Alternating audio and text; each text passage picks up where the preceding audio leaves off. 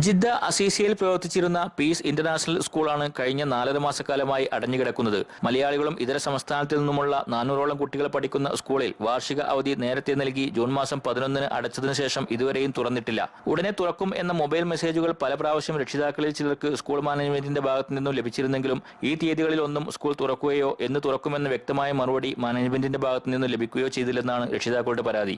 ഈ അവസ്ഥയിൽ ഭാവി പരിപാടികൾ ആലോചിക്കുന്നതിനും അധികാരികളുടെ ശ്രദ്ധയിൽ വിഷയം കൊണ്ടുവരാനും 100ഓളം വരുന്ന രക്ഷിതാക്കൾ കഴിഞ്ഞ ദിവസം യോഗം കൂടി കോർഡിനേഷൻ കമ്മിറ്റിക്ക് രൂപം നൽകി. 400ഓളം വരുന്ന കുട്ടികളെ പെരുവഴിയിലാക്കിക്കൊണ്ട് അധ്യയന വർഷത്തിന്റെ മധ്യത്തിലാണ് ഇവർ school അടച്ചിട്ടിരിക്കുന്നത്.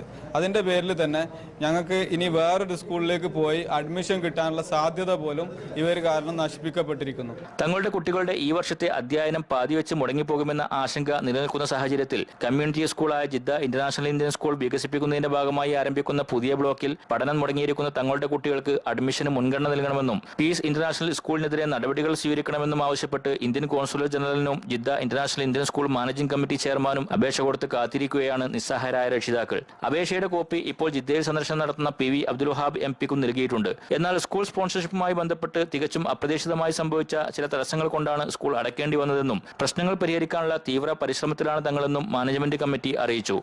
Sadiq Ali Thuvur, media 1, Jeddah.